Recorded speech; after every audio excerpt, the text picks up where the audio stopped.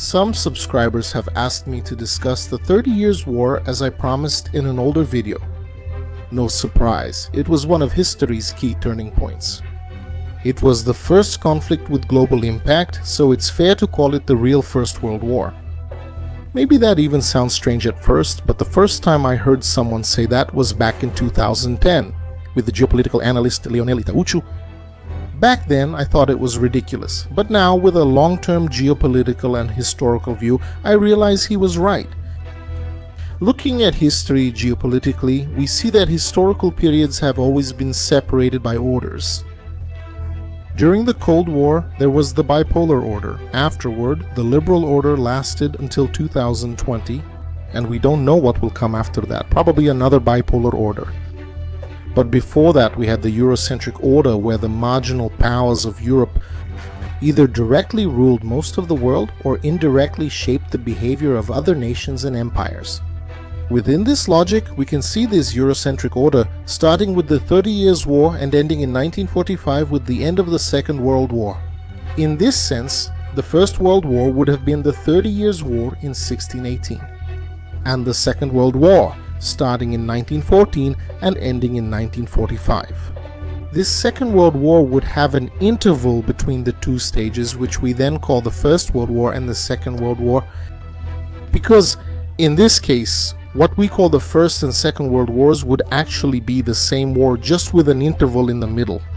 And as strange as this idea may sound geopolitically, it is accurate because basically we're talking about the same state actors, just governed by different groups. With the same objectives and the same geopolitical configurations, the two conflicts could be summarized as being the same war. This makes the Eurocentric order period more organized. With this First World War or First 30 Years' War being the beginning and the Second World War or Second 30 Years' War being the end of this order, until this conflict the Europeans were still crawling in their imperial ambitions. But after this war, Europe was so different that it managed to push it out of the continent. This surplus of, let's say, geopolitical energy, so to speak. If you compare before and after the 30 Years' War, we see different states, different rules between the states. The armed forces' structure changed significantly, and the continent's social and political order was permanently altered. But before we see why the 30 Years' War was the first real world war, don't forget to subscribe to the channel and share the video with everyone you know, to help the World Geopolitics channel keep going. Your support is very important so that the World Geopolitics channel can get around the shadow ban that YouTube put on it. My name is Adriano Peta, and this is the World Geopolitics channel.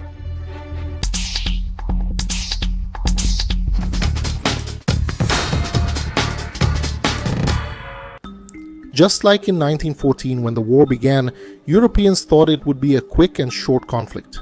Because, after the Catholic victories in the center of Europe, where the Czech Republic is today, everything indicated that the Catholics had achieved supremacy on the continent. However, the conflict expanded because while the Catholics were fortifying the European interior, the marginal powers began to stir on the far western edge of the continent. This eventually led to the entry of France, the Spanish Habsburgs, England, and the Dutch Republic. Because they were in that area with access to the North Atlantic and global markets, they ended up taking the conflict to the rest of the world on different levels. This internationalization took the conflict beyond Europe, to the colonies in Indonesia, Africa, and the Americas. This happened because the trade routes to Asia became less reliable and more expensive, as the Turkish Ottoman Empire took over most of the ports in the Mediterranean. Though many may complain, saying this is a Eurocentric interpretation, the truth is that for centuries, what happened in Europe affected the world much more than what happened in other parts of the world. It affected all of Europe except the region controlled by the Ottoman Turkish Empire. Even the hyper-rich and powerful China from the 1500s onward had withdrawn inward, which caused it to lose much of its regional influence and only consider global influence far beyond its ports. Since the 2000s, most people can't grasp 500-year geopolitical timescales, believing the world changes daily due to technology or events. Only for them to see after a few decades that all that hype was, most of the time, an exaggeration. The world changes too much to stay the same. In general, the view is that the 30 Years' War is analyzed by focusing only on the European core, where Germany is today, and ignoring the fact that although the European center was the place of friction among the geopolitical forces of the time, these forces were on the edges of the continent and as a result expanded the ramifications of these conflicts around them and consequently globally. In fact, this friction among the powers resulted in an unprecedented globalization. When Protestant leader Frederick V, Count Palatine and King of Bohemia, was defeated by Catholics, he turned to King James VI of Scotland and I of England for help. This triggered a chain reaction that made the conflict bigger than expected. At the beginning of the 30 Years' War, the political and geographical setup of Central Europe was fragmented, especially in the area of the Holy Roman Empire. It was a decentralized political entity made up of hundreds of smaller states such as principalities, duchies, city-states, and ecclesiastical territories without defined borders and with different religious and political loyalties. These German territories extending beyond modern Germany are what we'd now call shadow belts. Geopolitically fragmented areas, which, because of the pressure from larger geopolitical forces as happens today with the Middle East, end up being divided. However, the Middle East, in turn, was much more stable because of the presence of the Turkish Empire, the Ottomans, and the Safavids or Persians. The religious conflicts, which had intensified since the Protestant Reformation, further divided the empire into regions that were mostly Protestant or Lutheran, or Calvinist and Catholic. The Habsburg Empire, central to the conflict, was politically connected to Spain, forming a Catholic axis with the goal of restoring religious unity in Europe. This bloc was supported by the papacy and by other Catholic states, such as Bavaria and Poland. On the other hand, the German Protestant states, such as Bohemia, the Palatinate, and Brandenburg, aligned themselves with external Protestant powers, including Sweden, Denmark, and England, as well as the United Provinces of the Netherlands. France, despite being a Catholic state, initially maintained a neutral position under the leadership of Richelieu, following a pragmatic policy of supporting the Protestants. To weaken its Habsburg rivals in Spain and the Empire, France thus began to play a central geopolitical role, seeking to prevent the consolidation of Habsburg hegemony, which threatened its national interest. The Iberian Peninsula was united under the Iberian Union, which integrated Spain and Portugal, along with their overseas colonies in the Americas, Africa, and Asia. The Union faced internal tensions as Portugal and Catalonia sought more autonomy. Meanwhile, Spain struggled to control its rebellious provinces in the Netherlands, which literally drained its resources and involved it even more in the Central European conflict. In the Baltic region, Sweden and Denmark were competing for naval and commercial supremacy. Under Gustavus Adolphus, Sweden emerged as a power, using Central Europe's instability to grow its territory and military. Denmark, although Protestant, was a more moderate power, seeking a role similar to that of France but on a smaller scale, trying to balance its regional disputes with its participation in the European conflict. The Protestant leader was defeated by Catholics at the conflict's start. Frederick V, King of Bohemia, mentioned earlier, was married to Elizabeth Stuart, daughter of King James VI of Scotland and England, asking him and his father-in-law for more and more money to keep fighting in the war while he was exiled in The Hague in the Netherlands. However, he mostly wasted the money instead of using it for the military. He increasingly had to ask his English father-in-law for help, who was also struggling financially. King James faced the problem of getting approval from the House of Commons to obtain these large sums of money. And as a ruler in the age of absolutism, he was not satisfied with this restriction and intended to expand his power to reduce this dependence on Parliament. One way he did this was by obtaining money from alternative sources. By accepting an offer made in 1614 by Spain, in which he committed to reducing the activities of English privateers in Spanish waters in the Americas, and marrying his son Charles to the Spanish Princess Maria Ana from Spain. In 1622, the timing for this marriage with Spain even seemed favorable. England had been at peace with Spain since 1604, and relations were moderately good despite tensions in the American colonies. Spain also hoped that England could offer naval support against the Dutch, who were harassing Spanish routes in Southeast Asia from the Indonesian islands. And there was also the ideological issue of marrying James's Protestant son Charles to the Catholic Maria Ana of Spain. The situation grew complicated when Maria Ana refused to marry a Protestant. As a consequence of this failed marriage, England went from cordial relations to planning for war. The English then shifted their resources to continental Protestants. These rising costs caused the European conflict to expand to the Americas out of necessity. The collapse of agrarian economies and the exhaustion of labor, increasingly worsened by prolonged war, caused the demand for precious metals to rise greatly, especially gold and silver, which were essential to finance war efforts and stabilize national economies. Spain's American colonies, particularly in Mexico and Peru, were the primary sources of these metals, making them a key part of the European economic strategy. Other resources, such as sugar and tobacco, were also highly valued in European markets and drove colonial exploitation. Sugar became a key commodity in the transatlantic trade. Sugar production in the Brazilian and Caribbean colonies, exploited by the Portuguese, Spanish, and later the Dutch, was vital to meet European demand. The disputes over control of sugar plantations in Brazil, for example, led to the Dutch invasion of northeastern Brazil. Dutch soldiers even tried to go further south, but guerrilla tactics by the Portuguese and natives ended up confining the Dutch. Control of transatlantic sea routes became vital for the transportation of goods and the projection of military power. The strategic ports in the Caribbean and on the Atlantic coasts of the Americas served as logistical support points for the European fleets that traveled to and from Asia. Slave labor was an essential element in the economic exploitation of the Americas. This led to a significant growth in the transatlantic slave trade during this period, with Europeans establishing trade routes between Africa and the Americas to support their colonies and meet the intensive labor demands on plantations. This transatlantic slave trade had a direct impact on power relations on the African continent. This happened because many African leaders and nobles, when capturing prisoners of war, political dissidents, or members of rival tribes, would trade them for weapons and ammunition with European traders.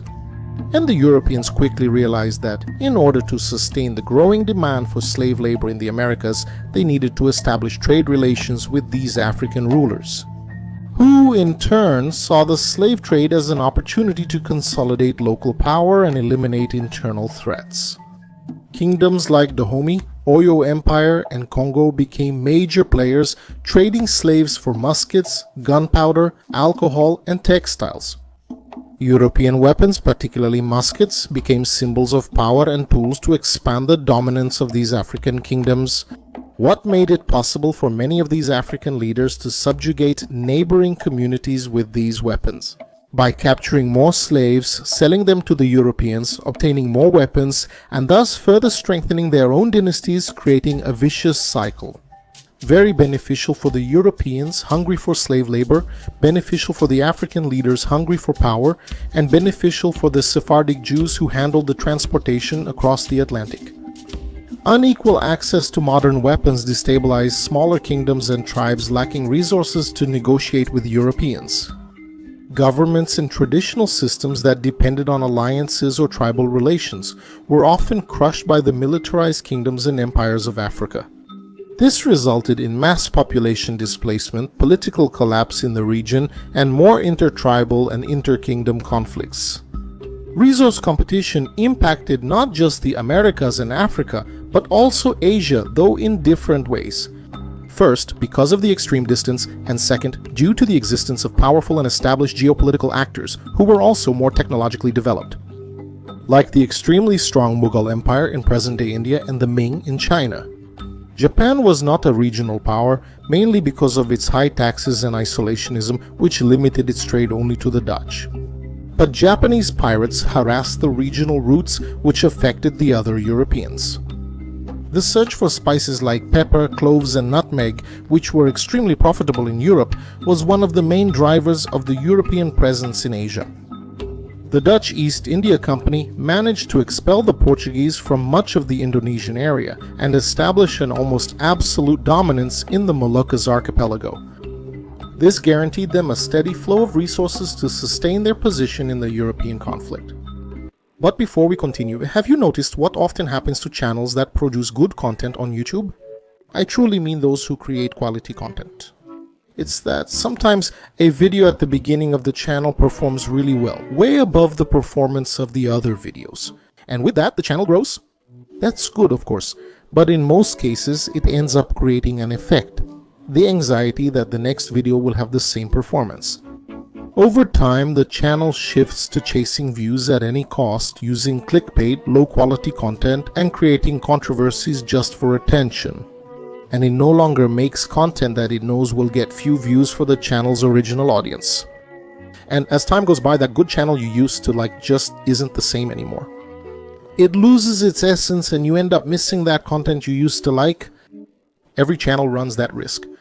But Geopolitical Mundial doesn't, and the reason for that is the members.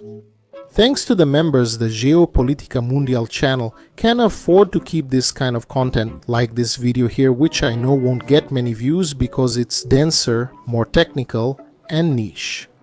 Or even take risks with new series focusing only on academic quality and not on views.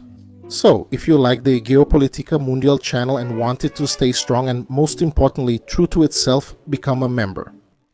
The cost is monthly and you spend more than that in a day just walking around the block or visiting the bakery. As a member, you'll ensure access to rare exclusive Portuguese videos and get early access before public release. And access to videos that are exclusive to members and are even more technical and focused. In addition to exclusive live streams with me, and if you want, you can interact in the exclusive Telegram group.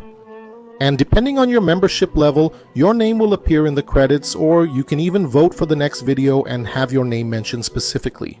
There are additional benefits too. So, become a partner of our channel and help the Geopolitical Mundial channel keep innovating with real geopolitics content for you. The competition between the Portuguese, Dutch, English, and to a lesser extent the French in Asia led to the strengthening of trading companies such as the East India Company and the British East India Company.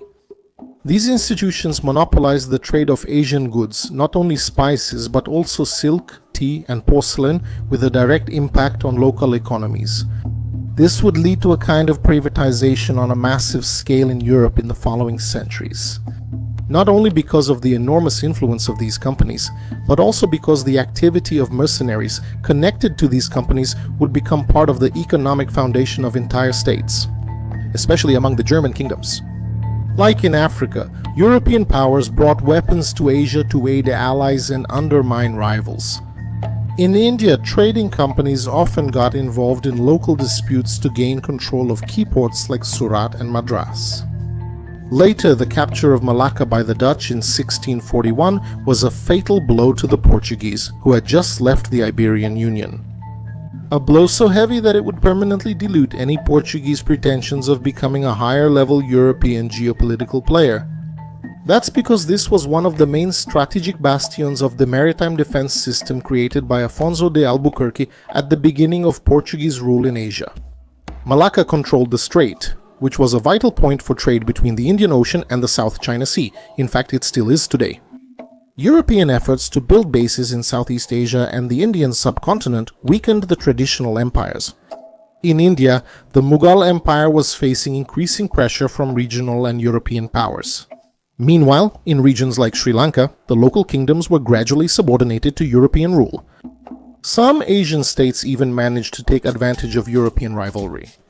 In Japan, for example, the Tokugawa shogunate used trade with the Dutch to obtain weapons and technologies while severely restricting contact with other European powers. In the same way as Utahia, where it is today. Thailand, which strategically negotiated with different powers to preserve its autonomy and managed to impose authority over neighboring smaller kingdoms. The impact of the 30 Years' War in the Middle East, despite being close to Europe, ended up being diluted by the effects of the all-powerful Ottoman Turkish Empire. But in the long run, they ended up making themselves felt. That's because the increase in European maritime trade in the Indian Ocean and the expansion of transatlantic routes greatly reduced the importance of the land routes that crossed the Middle East, like the declining Silk Road With the concentration of the spice trade and other goods in the maritime circuit, the Middle East lost part of its strategic position as a connection point between Asia and Europe. The Portuguese, Dutch, and English struggle for Indian Ocean trade also significantly impacted the Persian Gulf and Red Sea. The Portuguese presence in Muscat, where today is Oman and the Strait of Hormuz, was gradually replaced by local and regional powers, such as the Imams of Oman, who retook Muscat in 1650, and by the Safavids, who regained Hormuz with the support of the English in 1622. The Ottomans, despite being the dominant power in the Middle East, faced internal and external difficulties. Internally, they were dealing with administrative and economic problems. Externally, they faced pressure from the growing European presence in the Eastern Mediterranean and the Indian Ocean. European economic competition and the loss of control over global trade greatly reduced Ottoman revenues, which came from trade tariffs and tributes. The Safavids of Buira ended up being the ones who benefited the most at the beginning of the conflict, due to changes in trade, especially with the recovery of Hormuz. In 1622, which I mentioned just a moment ago, they established Bandar Abbas as a new commercial center, redirecting part of the Persian Gulf trade to themselves. However, increasing Ottoman military pressures and internal conflicts weakened the empire throughout the 17th century. The rivalries between the Ottomans, who were mostly Sunni, and the Safavids, who were Shia. They would become the foundation of the geopolitical disputes of the nations that would emerge centuries later in the internal politics of the Middle East. The effects of the 30 Years' War shaped Europe, which became more organized by the end of the conflict, especially in the marginal empires which, after the end of the conflict, would use this structure built during the war to form global empires and create a truly worldwide imperialism. Gradually in the following centuries, this was the first conflict that had global impacts almost immediately. Because until then, the effects of major wars took much longer to have an impact around the world. And even so, most of the time, these impacts ended up being limited to a specific region. Thank you all, I hope you enjoyed it, and a special thanks to a premium member, supporter of De Leonas Portas da Cidade. Don't forget to subscribe to the channel, share the video with everyone you know, and follow us on our other social media platforms, Instagram and Telegram, to stay up to date with the channel's news. Thanks, hugs, see you next video.